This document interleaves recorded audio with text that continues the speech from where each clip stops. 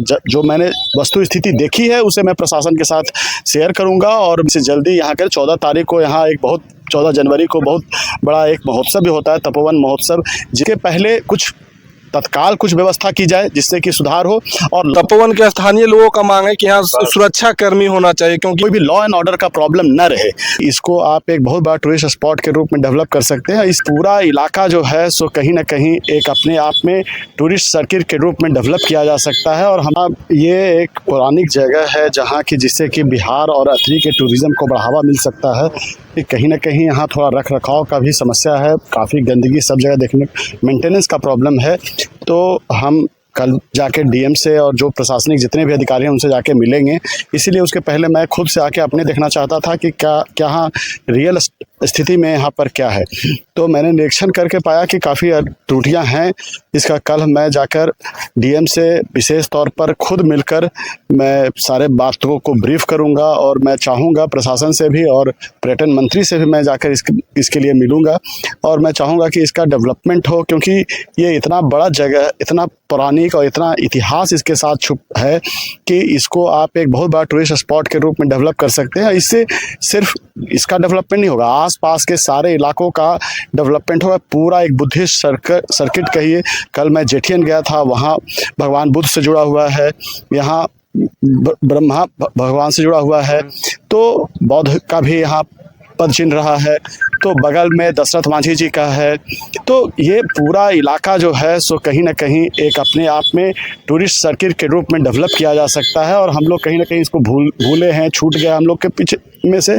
तो इसको मैं प्रयास करूंगा कि इसे मुख्य धारा में जोड़ा जाए और यहाँ टूरिज्म बेहतर रूप में किया जाए। यहाँ हमने देखा कि पर्यटक केंद्र रहते हुए ना तो यहाँ बाथरूम का व्यवस्था, अगर बाथरूम का व्यवस्था है तो उसका सही समय पे बाथरूम खुलता नहीं है। अगर बाथरूम का व्यवस्था भी है तो उसका जो नाला है वो डायरेक्ट तपोवन के नाला में मिला दिया गया है। अगर बरसात के दिन में अगर सही में जाए तो वो नाला का पानी, पूरा बाथरूम वाला पानी पूरा तपोवन में आएगा।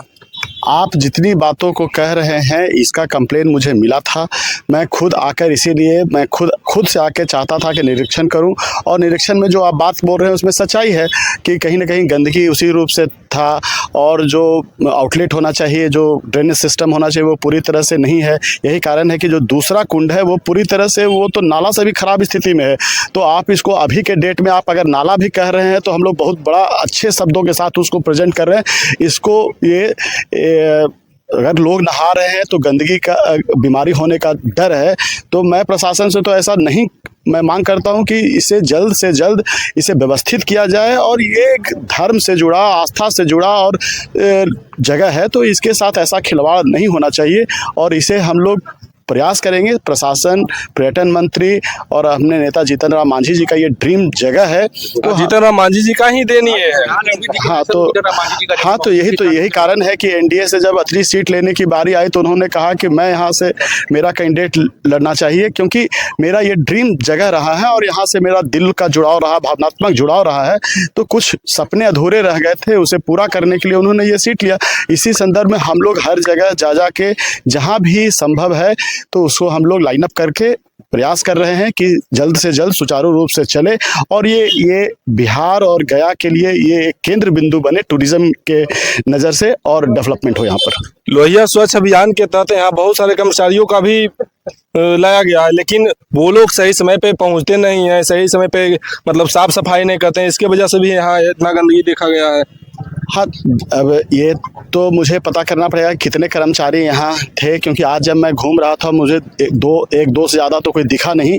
और किस तरह से इसका पूरा आज मैं विवरण लूँगा कि किस तरह से यहाँ क्या क्या यहाँ बताया जाता है 14 से 15 कर्मचारी हैं। तो आज तो मैं जब आया था तो मुझे नहीं लगता है कि 1-2 से ज़्यादा कर्मचारी दिखे पूरे वार्ड में और पूरे पंचायत में है। तो इसका क्या है मैं पहले पता करूँगा, जाँच करूँगा, तब मैं इस पर कुछ टिप्पणी कर सकता हूँ। अभी मैं जो मैंने वस्तु स्थिति देखी है उसे मैं प्रशासन के साथ शेयर करूंगा और मैं उनसे कोशिश करवाऊंगा कि जल्दी से जल्दी यहाँ के 14 तारीख को यहाँ एक 14 जनवरी को बहुत बड़ा एक महोत्सव भी होता है, तपोवन महोत्सव, वो जीतन राम मांझी जी का ही देन है, हमारे नेता आदरणीय से जीतन राम मांझी जी का ही देन है।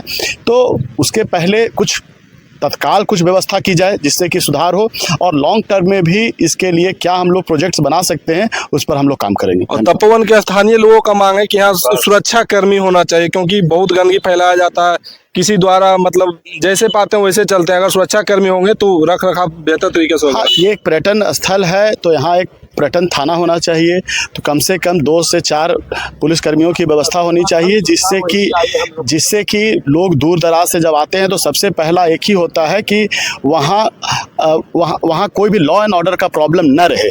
कोई भी अगर टूरिस्ट कहीं भी जाते हैं तो सबसे पहले देखते हैं कि वहाँ जहाँ टूरिज़्म तभी डेवलप करेगा जब वहाँ लॉ एंड ऑर्डर ठीक रहेगा।